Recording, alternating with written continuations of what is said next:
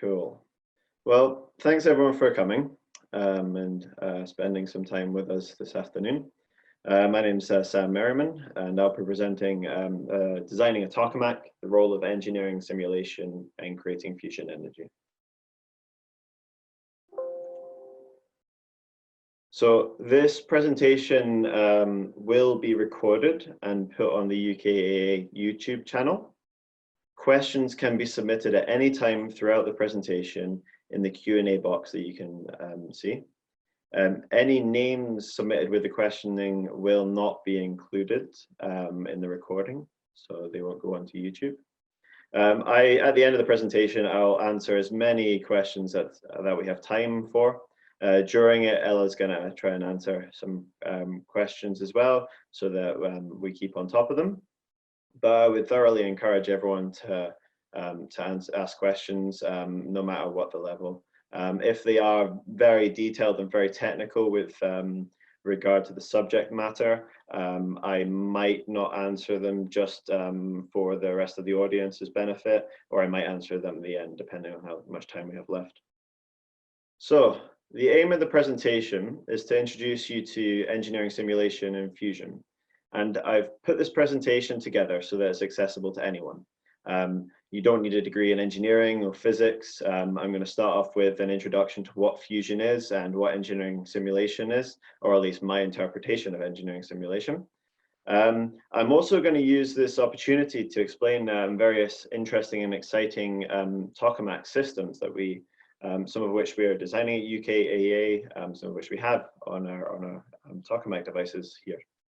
I'm going to present the role of an engineering analyst at UKAEA, and most importantly, I'm not going to bore you with complex mathematics or analysis theory.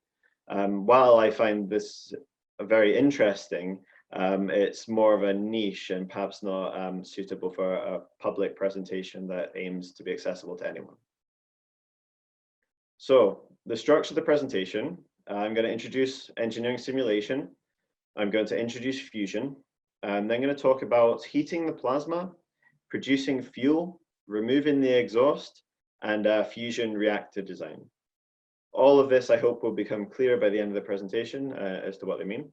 And on the right, I've put in a picture of ITER, which has been designed in the south of France, because they just celebrated last year a great milestone at the start of the machine assembly phase. Sorry, last week, machine assembly phase start.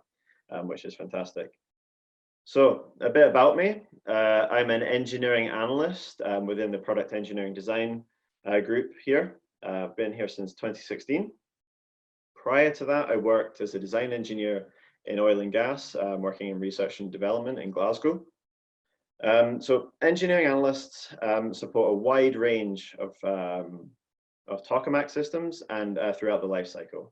So we get involved in everything from building design to plasma facing components to life extension on our current tokamaks or conceptual design of future tokamaks.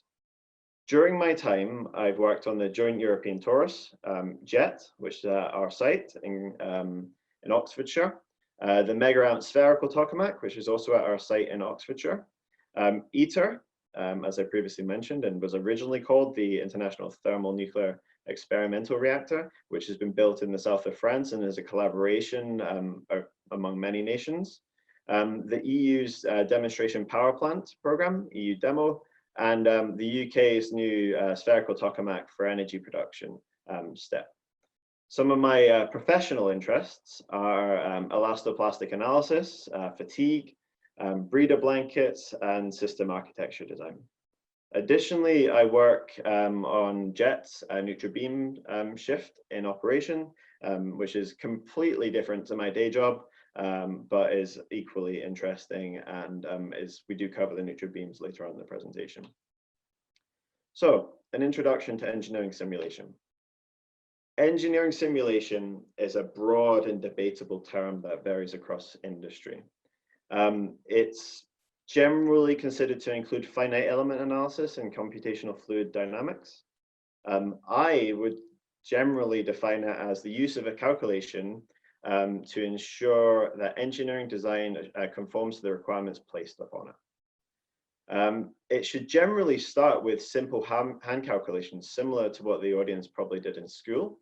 And where possible and necessary, it can progress to full-scale multi-physics integrated simulation and modeling.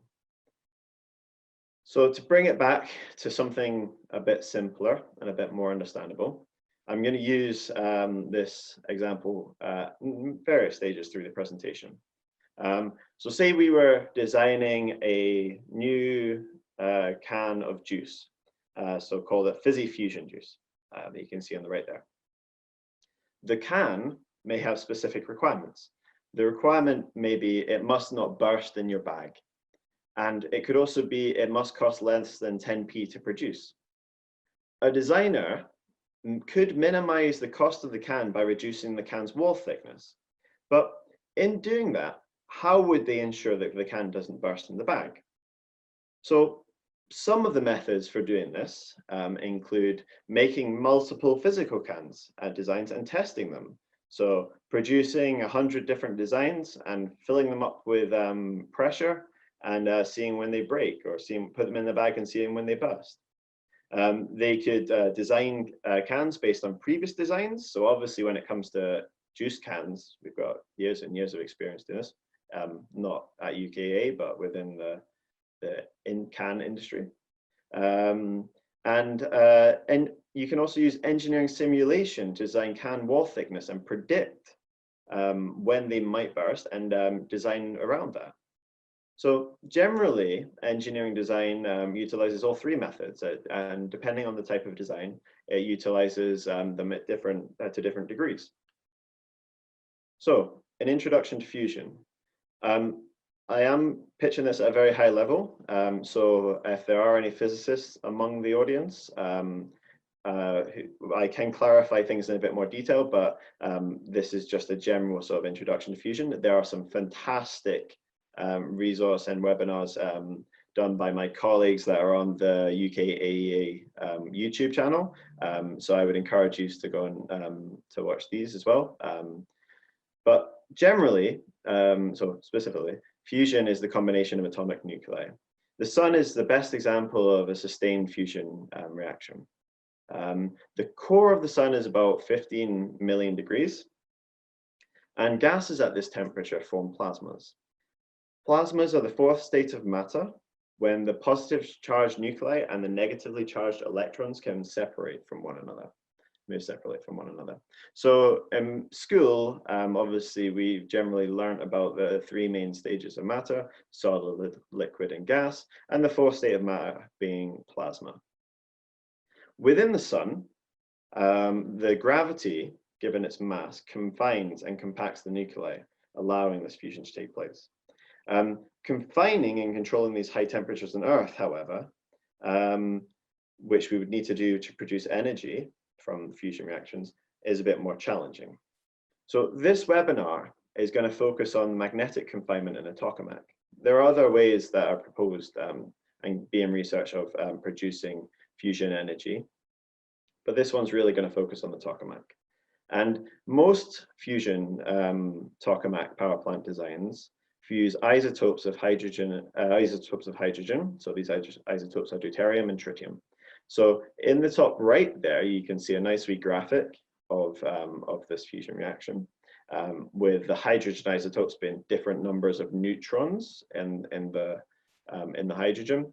And the product of that reaction is helium and neutron and an awful lot of energy. So tokamaks generally tend to fuse deuterium and tritium in a magnetic field between 100 million and 200 million degrees Celsius. When these isotopes of hydrogen, so tritium and deuterium, combine, the combined mass of the products, i.e. the helium and the neutron from that top right picture, is less than the input mass. So simply put, and for those of you who remember as the sort of E equals mc squared rule, simply put, this mass has been converted to energy, and it's a lot of energy. So if we can utilize that energy and we can convert it into useful energy, then we can provide a very beneficial power source. Deuterium is relatively common in water, whereas tritium only exists in extremely tiny quantities in nature. So I would like you to remember that, because we're going to come on to that later. So achieving these very high temperatures that I mentioned requires a large amount of energy to be added to the gas. And confining such high temperatures is extremely challenging, as solid traditional engineering materials cannot withstand these high temperatures. So what we do is we use magnetic fields within the tokamak to confine the plasma. And you can see on the right here the rough stages of it. So we produce gas, we add energy, we form a plasma, and then we add a magnetic field to confine it. Now, from that picture in the bottom right, you may imagine that the plasma and the electrons, they need to go somewhere, and they're going to fly out of either end of the confined plasma. So what we do is we confine it in a donut shape, a toroid. So that the plasma is continually moving around it. And the coils, which form the shape and this sort of plasma confinement, this magnetic confinement, make up the rough building blocks of a tokamak. So I am going to reference some 3D geometry that's been produced throughout this presentation to give you a bit more of an understanding about where the sort of systems that I'm talking about are. So this is produced from a toroidal tokamak, for a toroidal tokamak, and you can see the plasma sitting in the center of it. And you can see that if I roughly move my cursor around, the plasma doesn't actually touch the walls. In reality, it's not as clear cut as this is the end of the plasma, but yeah, it's a good representation of what we're doing here. This is a sort of section, 1/16 of the tokamak system. So if we look down from the top, you would replicate that 16 times to produce that full circle that we mentioned, that we saw here. So heating the plasma, how do we do that? Well, as I mentioned, to go through those stages, to add the energy to create the plasma and then add the magnetic field, and to achieve the very, very high temperatures that are required for fusion to take place on Earth between deuterium and tritium, we need to heat it. So on JET, on the Joint European Torus, which we have on site at UKAEA in Oxfordshire, there are three main heating systems: ohmic heating, radio frequency heating, and neutral beam heating. And some form of engineering simulation will have been carried out for all of these. I'm going to focus on the neutral beam heating because, as I mentioned, that's what I work on during shifts, and I have done some analysis on that. The neutral beam heating, if they were to use neutral beams in this kind of style of tokamak, would generally be injected through this port here in the outside of it. So this is the sort of tokamak confinement bioshield, and through this port here and into the plasma to heat up.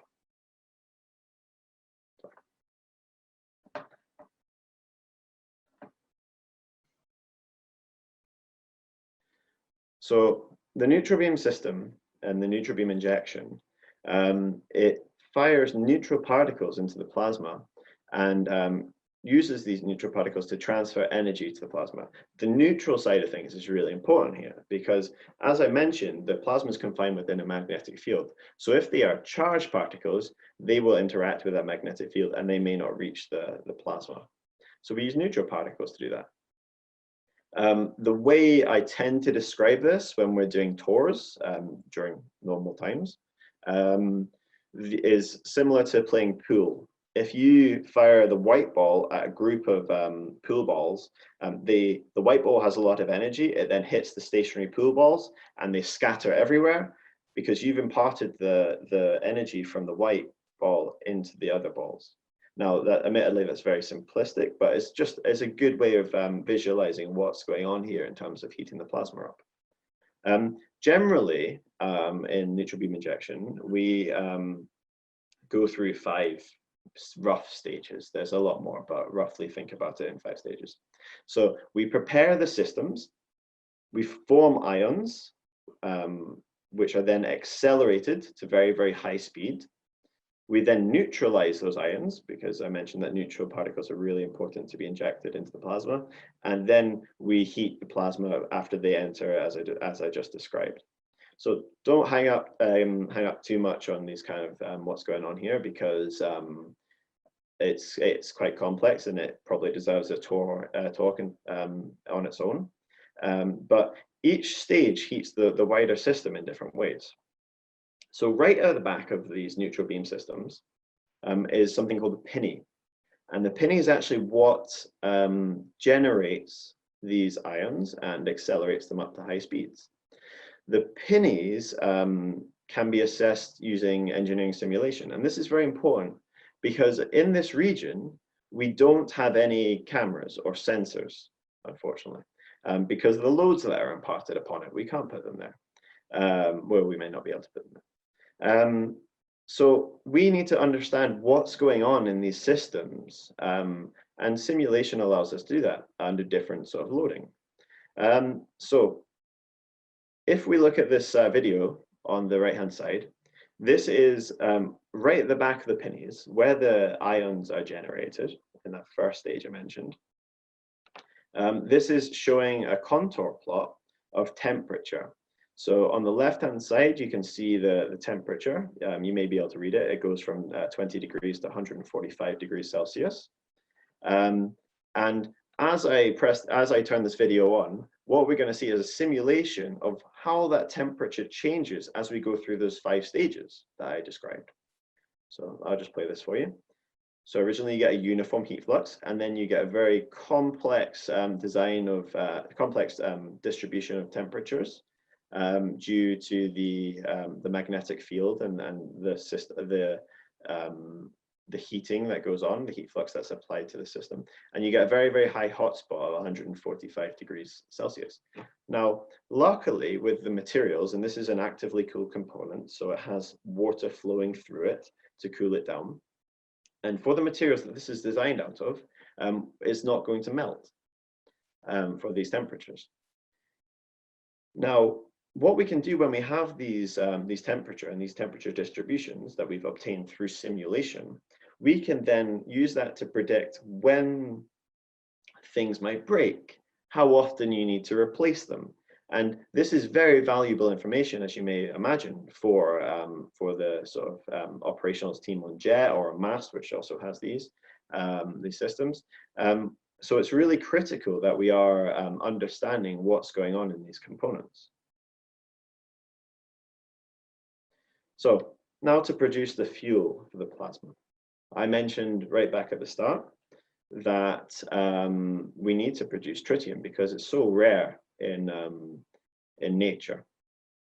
So where do the neutrons go? We had this picture here of the tritium and deuterium fusing together and then producing helium and neutron.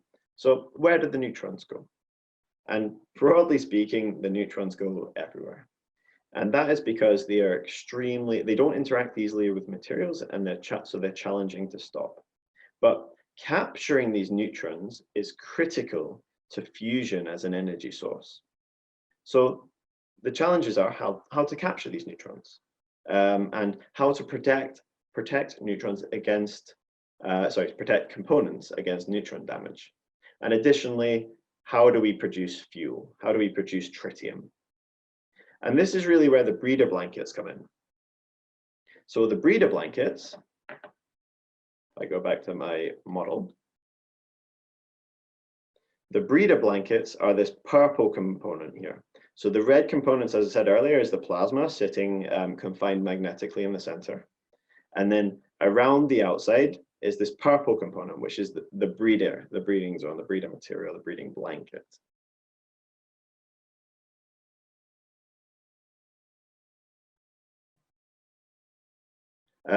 So the breeder blanket aims to solve these problems. However, a full-scale, fully functional breeder blanket has not been tested. These are mostly in the design stages and at different levels of design. ITER, which I've mentioned a couple of times now, has some breeder blanket test modules on it. So that will allow different contributors to the ITER project to actually plug in different blankets to their system around the tokamak, just as that picture showed, in smaller areas, and test their blanket designs. The reason for this is because we cannot easily, or we probably cannot, replicate the loading that the breeder blankets undergo without a tokamak system. The loading includes the neutron loading. It includes the thermal loading. As I mentioned, you have that very, very, very hot plasma quite close to the breeder blanket. So this is where it's really critical to have some way of testing breeder blankets on a tokamak prior to building a power plant, a fusion power plant. However, there are only a limited number of slots on ITER, so we cannot test all the different blanket designs that we may want to. Generally, breeder blankets go through similar stages. It depends on the design of the tokamak, but generally, power producing tokamak designs go through the following stages. The neutrons are produced by the plasma. They then enter the breeder blanket. The breeder blanket will contain lithium, so a composition of lithium-7 and lithium-6 usually, in different forms depending on the design. Then leaving the breeder blanket is a tritium-containing mixture. And again, that's very dependent on the design. It then enters an extremely complex processing system, and out one end pops tritium, and out the other end pops useful energy. Now, that is very, very simplified, as you may imagine, but this is the hope that the rough process that there is for producing energy and tritium.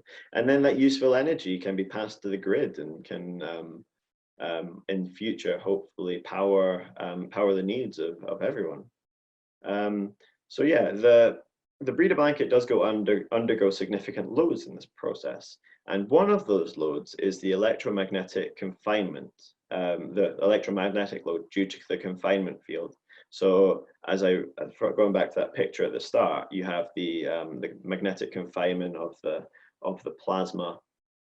And the field that you can see represented by those lines can impart a load on the breeder blanket. So, as I mentioned, we don't have testing or that represents, or test fixtures that represent all the different fusion loads. So what we do is we've started to build, and this is for electromagnetic loads on Chimera. We started to design and build test rigs, and engineering design is generally done like this. So we will use a combination of testing, simulation, and based on previous designs in order to kind of understand how a breeder blanket will operate in reality. So if again, to go back to school that everyone is familiar with, if anyone remembers the experiments they used to do with putting a magnet and some iron filings down, and you can actually see the field lines. What Chimera is doing here is simulated to do here is to actually generate an enormous magnetic field that's equivalent to the plasma confinement field that's required for a tokamak, and you can then place a breeder blanket in the middle and test it.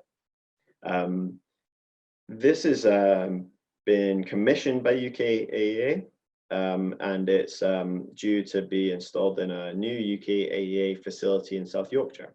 And the UK industry is actually designing and building this test rig, which is fantastic. So the electromagnetic analysis can be used to produce this critical information for blanket designs. And what they can do is they can then predict where a system might fail. In this case, in the top right picture, you've got induced currents due to the magnetic field. And in the bottom right picture, you're looking at areas where the component may fail. So these simulations can be then compared with the test results that we are going to produce from Chimera. So if we think back to our fizzy-fusion juice example, a simulation could be done where you take your can of juice, you increase the pressure significantly in a simulation, and then predict when it should break, what pressure it should break at. You then make that can, and you can compare and then fill it full of pressure and increase the pressure, just like pumping up a car tire, until the can breaks.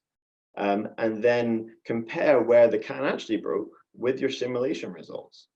And that allows you to build confidence in actually your methodology, and therefore apply that methodology to a wide number of designs and situations that perhaps we cannot test.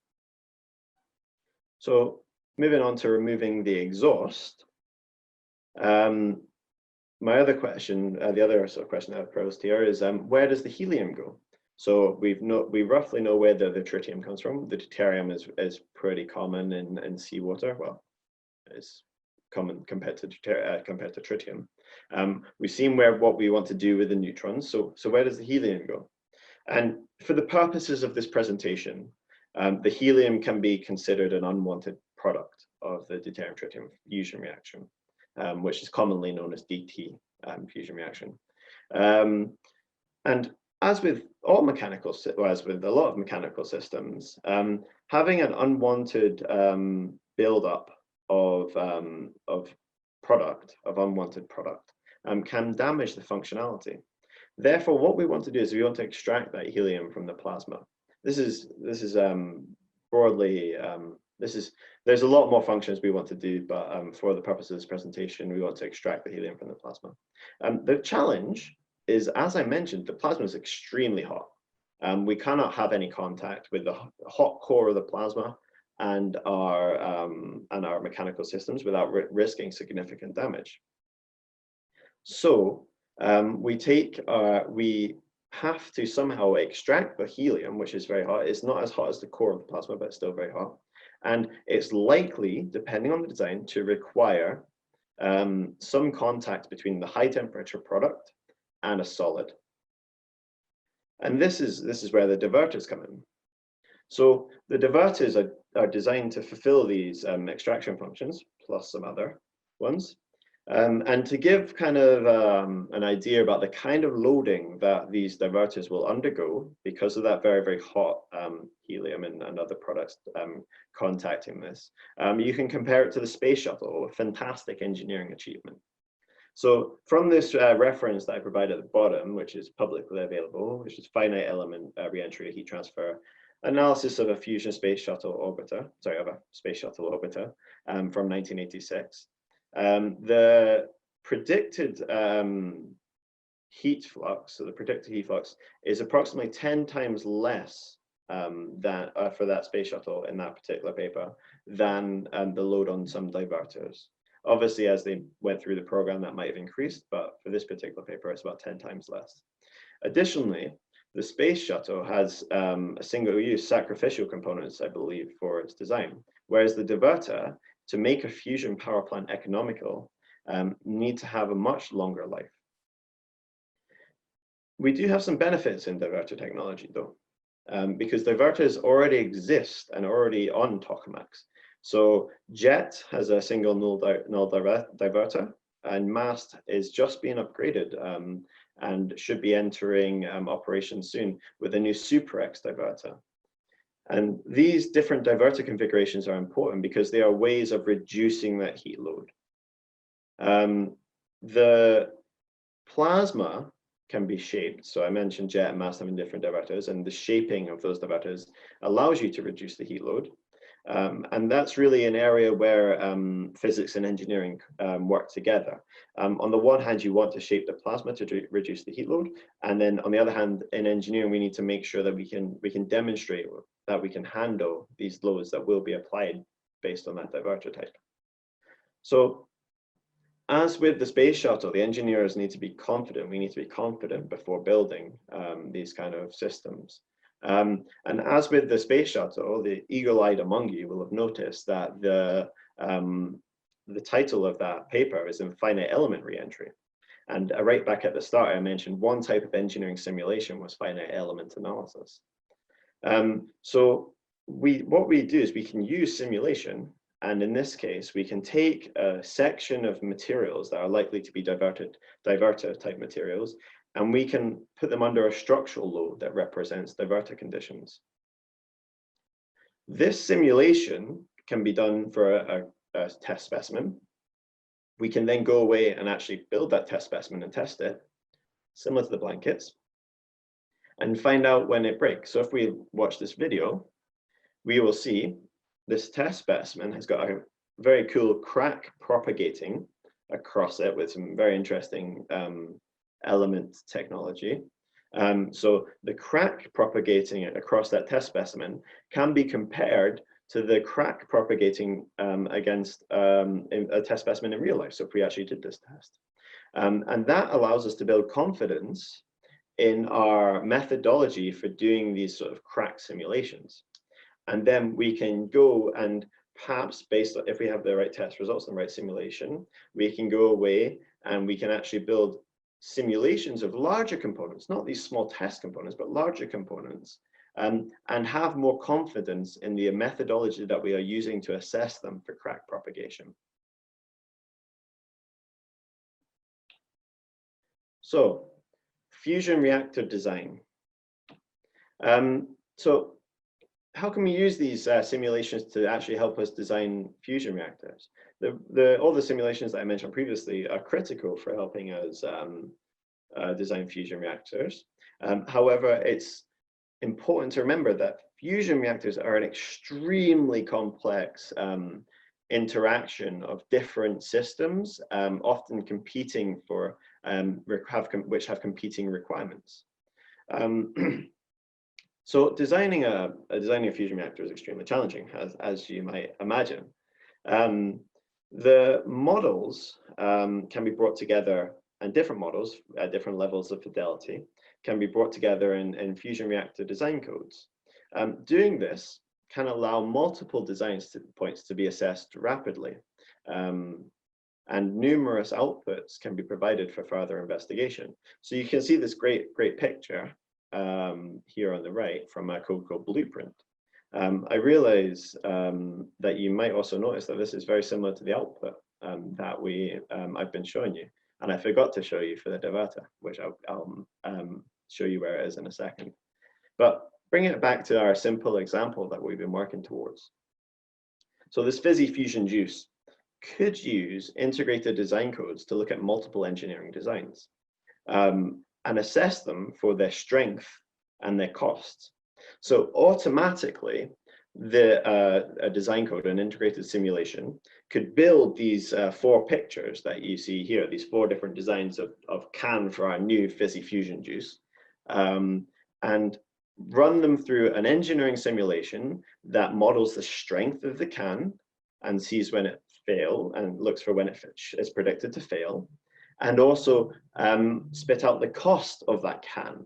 And this information is critical for allowing a designer to understand the trade-offs in play between their different designs, and allow them to move forward with a design or a conceptual design that conforms to the requirements that are placed upon it. So as you might imagine, the integrated simulations for a fusion reactor must consider a lot more than just strength and wall thickness. It really must, hopefully would take into account all the different types of simulation that are presented within. So an integrated simulation could be used at different stages in the life cycle of the tokamak, because it's not just about the operation, but it's about the build, the decommissioning, the sort of commissioning, and the sort of legacy sort of life of a tokamak. But to use the 3 examples that I've given so far, an integrated simulation could determine what the power required is for a tokamak and the likely heating systems that could be used, whether neutral beam heating systems could be used. For the blanket, it could calculate the tritium produced and the temperature of the coolant outlet is used to get that useful energy that I mentioned is so critical earlier.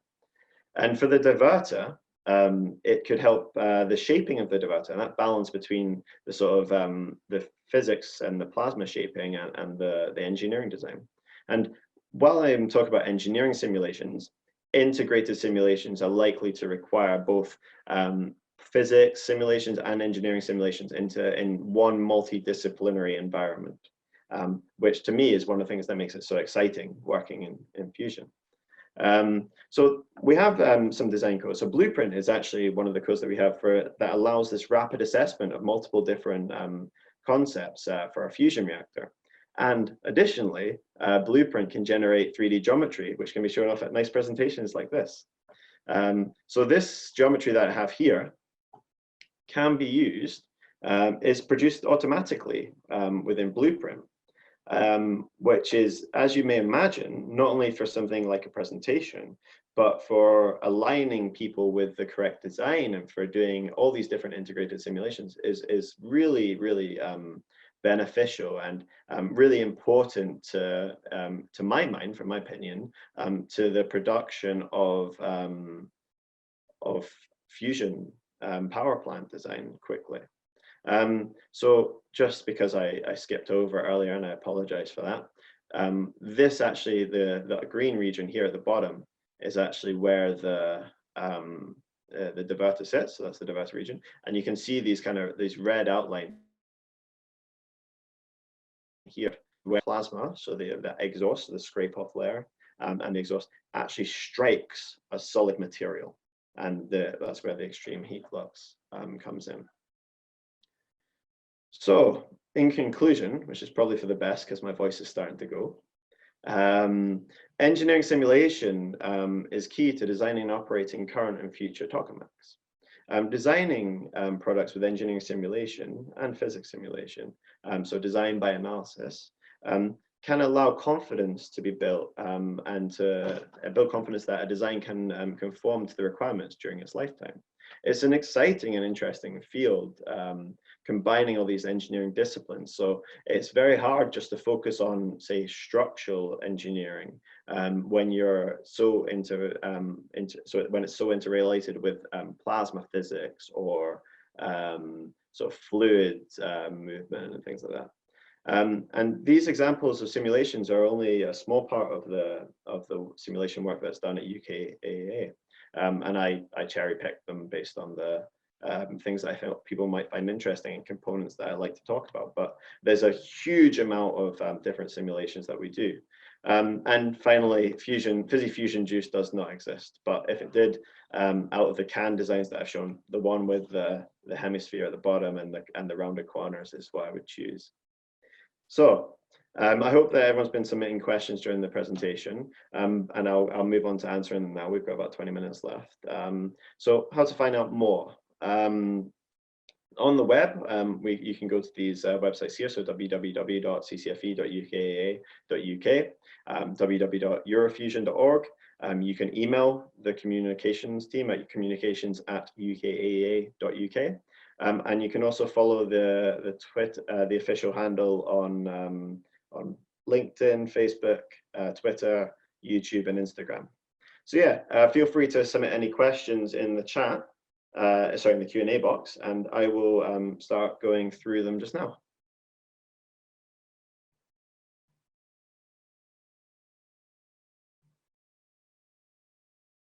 So where in nature does tritium exist? It's my understanding that there are very, very small amounts of tritium in the upper atmosphere caused by the solar irradiation. Oh, I shouldn't have started at the bottom, I should start at the top. This is a very, very good question, actually. So, is it necessary to have some breeding around the central solenoid of the tokamak? It seems quite complex to have it already.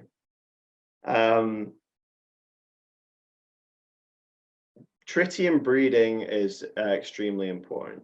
As you might have guessed, you need to make sure that you have a tritium breeding ratio, which is the sort of ratio of tritium that you're using in your plasma to the ratio to the amount that you can actually recover from the breeder blanket. And having that above 1 is necessary, and probably higher when you include all the losses. Now, there are designs out there that may be able to produce tritium at the rate required without breeding on the inboard side of things, and they are challenging in different ways. If you can breed on the inboard, then the likelihood is that you would, just because it makes it easier for achieving that tritium breeding ratio of 1. What's the so the next question is, what's the ideal gap between the plasma and the internal first wall of the tokamak? How can a tokamak survive against the high temperature radiation of the plasma? So the offset for for the first wall, it depends on your design, and it depends on the plasma that you have. So there is a certain distance at which the heat load falls off. Generally, the offset that I've seen, I wouldn't say there's an ideal gap, but the offset that I've seen is about 22.5 centimeters at the midplane. And then that offset should really be based upon the magnetic field lines to minimize the thermal load on it. To answer your second question, how can a tokamak survive against the high radiation temperature by the plasma? So your magnetic confinement has to be stable, and has to be stable, which will make sure that the hottest part of the plasma is not touching the first wall, not touching the sort of external components that I showed you earlier. It does emit a lot of radiation. It emits a lot of neutrons and sort of EM radiation, and surviving that is part of the engineering design process. So it depends on your tokamak, but we have active tokamaks. Obviously, JET at UKAEA is going into a deuterium tritium campaign soon, and we can design components that are able to survive these high temperature radiation, but these high radiation values. But yeah, when it comes to fusion power plants, part of the exciting thing about designing these things and working on these kind of systems is surviving these radiation temperatures, these high radiation levels.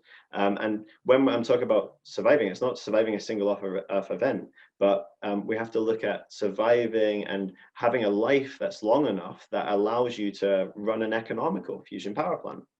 Because if you're having to constantly repair things and change things out and you're not actually producing power, then from an economics point of view, you're not going to produce enough money to make it worth the investment. So it's really one of the fun challenges about working in fusion.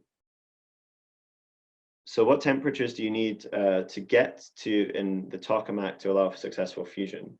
The values that are usually bounded about are between 100 and 200 million degrees, usually 150 million degrees for successful fusion. The reason that it's hotter than the sun is because the sun has that very, very high gravity, and that pushes all the different matter together. Whereas in fusion, our deuterium and tritium is quite low density, so that in order to get it to produce fusion, to fuse, we need to have an even higher temperature. So that's why we're looking at 150 million degrees as opposed to the 15 million degrees that's at the core of the sun.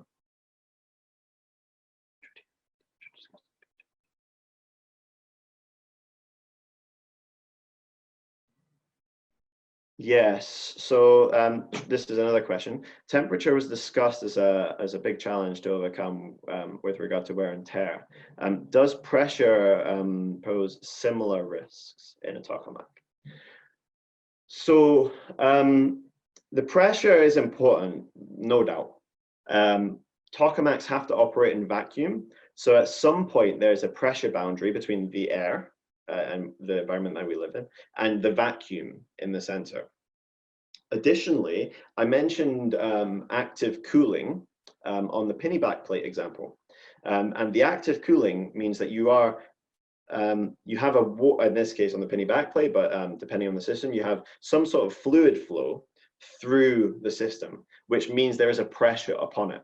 So if you use the gas sort of coolant, as some blanket designs propose to do, that could be operated at very, very high pressure. And as you can imagine, just like if you take your bicycle tire and put way too much pressure in there, eventually it's going to burst. The pressure design, you have to ensure that your pressure of your coolant, and even in all situations, well, in the design situations, is not going to cause this sort of damage to the system.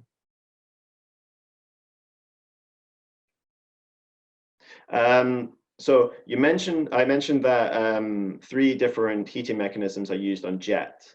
So that's an important distinction. And there are other heating systems out there for different tokamak designs and different power plants. And whether they are used together or individually.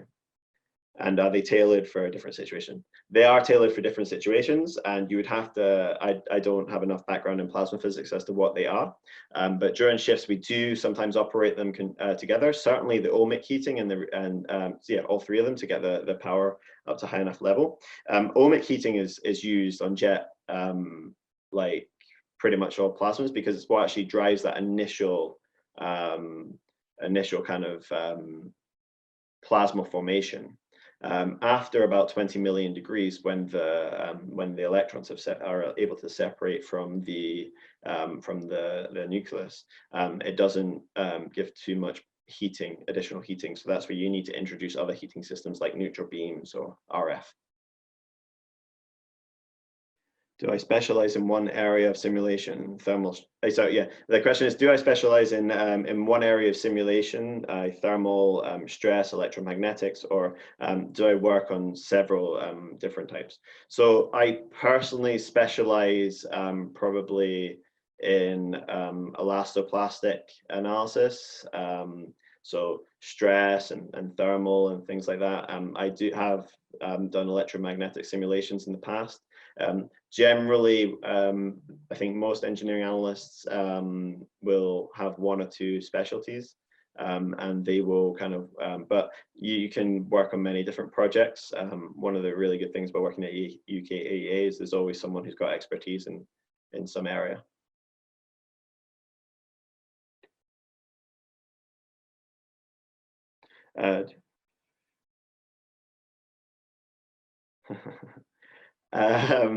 Do I think that future fusion and fission reactors will ever be used in conjunction, since tritium is produced in fission reactors?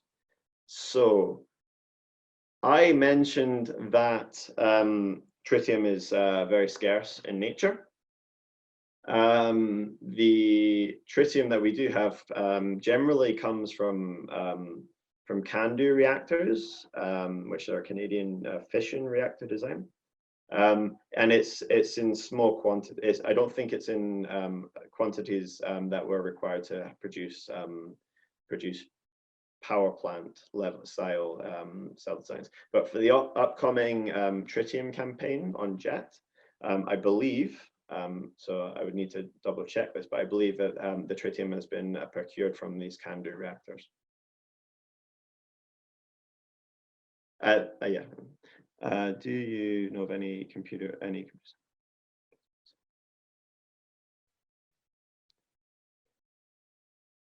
So, do I know of any computer simulations packages that focus on the plasma itself, containing elements such as magnetic fields, physical geometry, heat sources, to simulate fusion reaction rates.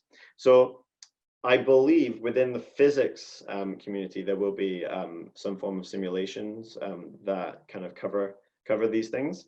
And as I mentioned, this kind of integrated simulation relies upon the bringing together of all these different types of design and types of simulations. So certainly the blueprint code that I mentioned earlier, it can model magnetic fields, create physical geometry, and I believe some heat sources as well. I couldn't give you the name of the specific code for plasma simulations because I don't know it. But yes, there are simulation packages that allow you to do this.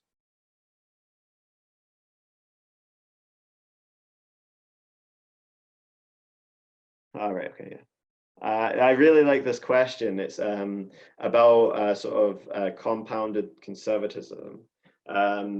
So if the idea is that in simulation, if I simulate something, training and human nature probably kind of push people towards adding some level of conservatism. The challenge becomes when, say, one person adds some conservatism to their model, and then another person does the same thing, and then another person does the same thing, and you go down this process route. That means that every stage there's some level of conservatism added, which means it's very, very hard to meet your design requirements. So yes, this is a challenge, and it's something that most engineering analysts are aware of. There are different ways of handling this, and of course, conservatism is important because you want to be conservative. You want to make sure that you are not predicting that something is going to work as advertised on the box, where in reality it's going to break very quickly. So the way I imagine that you want to get around that, and the way that we do get around that, is using sensitivity studies. So you can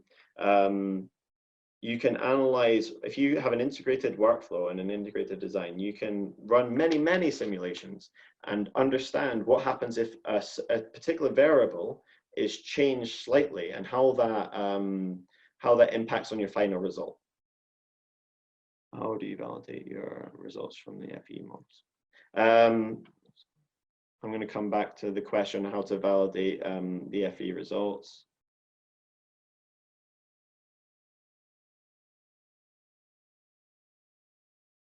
Right. So how do we model neutron loading? We use Monte Carlo. Well, there's many ways, but the way that I come across most is using Monte Carlo simulations to predict neutron formation and the interaction with materials.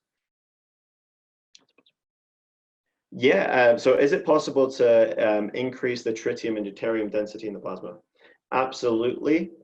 So if you look at the sort of the technology, the changes between different reactor designs and different coils used to generate the confinement field, you can change the density of the tritium and deuterium in the plasma.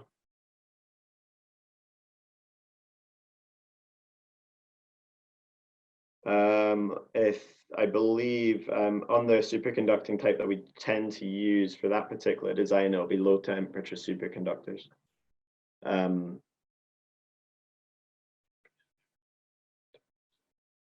So is the aim by the fusion industry to produce commercial fusion reactors that will run for 24/7? Or will the reactors strike up a plasma and fusion sort of in one-off events where energy is needed?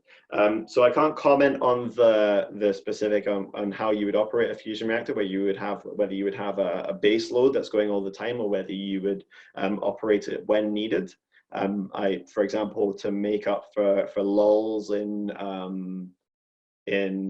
wind generation or solar. But the question here is very important because it It is there are two different main designs of a fusion reactor. One is sort of a steady state where you're operating continuously, and another is when you're operating with like in sort of pulses, very, very long pulses, but still pulses similar to what jet operates in now. And both have their advantages and disadvantages. So yeah, there are different fusion designs that would determine what kind of operational cycle you would have.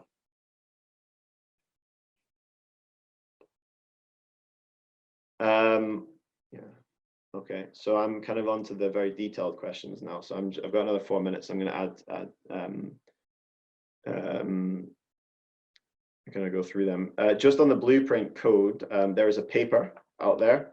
So if you type in blueprint and fusion reactor design, you should be able to find it, which will go. I should answer some of these very detailed questions on the on blueprint itself. It's I'm not sure off the top of my head what kind of plasma current drive it assumes, whether it assumes plasma current drive through the central solenoid, or whether it assumes whether it can model current drive through the neutral beams. I can tell you off the top of my head. So how do you validate the results you obtain from the FE model? So as I give those two examples of Chimera and that test rig, what we're doing there in that testing is some form of validation. So where possible, we will try and actually test these things and model them and compare the simulation results to the actual test results. As you may imagine, that alignment doesn't always exist, but that's important information because it allows us to refine the simulation results. And it goes back to the sensitivity studies that I was talking about earlier. So someone was wondering how much plasma physics needs to be fed into the modeling of a plasma-facing component. Yeah, does it typically simulate ELMs, or does it sort of just go through a constant and uniform heat load? That is an excellent question. The level of plasma physics modeling is extremely complex. In engineering, we have had decades of engineering simulation and understanding and optimization of engineering simulations. But when you go to these kind of plasma physics models, for example, scrape-off layer modeling, they can take a lot longer to run. And the capabilities may not be able to model everything that you need it to. So it depends, to answer the question, whether we model sort of ELMs, and an ELM is a kind of non-steady state event, a one-off perhaps event. But whether we simulate things like ELMs or kind of other off-normal events, or whether we model things as constant and uniform, it really depends on the level of analysis that you're doing. Generally, I've seen it as constant and uniform. But I think certainly I mentioned right back at the start that life cycle is important, and considering fusion designs in the life cycle form. So in order to ensure that the life cycle is considered, and in doing so, actually you would make sure that you consider off-normal events, because that's not just about the plasma-facing components. It could be an off-normal event, a disruption, and the impact on the toroidal field coils or the vacuum system. So in doing so, and to get a design past any regulator and through any regulation process, you're going to need to consider off-normal events as well. But it really depends on the level of design that you're going for. So I think the final question, because we're right on time. So I've been working since 2016 in fusion. I worked in oil and gas before that, working in engineering simulation and sort of design by analysis. So yeah, it's when you start at Cullum, it's a bit of a learning curve, but I think it's a very exciting place to work because of that. Like you can start a new project and have no idea about have very little idea about the kind of physics and things like that that are being utilized for the component that you're using. So it requires kind of a lot of learning. But luckily, as I said, there are a lot of experts, like legitimate experts, world experts working at Culham, which means you can generally go to them and learn a lot from them. So yeah, I think I'll wrap up there. That's right on time. So thanks for your attendance. Thanks for your questions. I hope you enjoyed yourself, and it was valuable. And I hope you enjoy the rest of your day.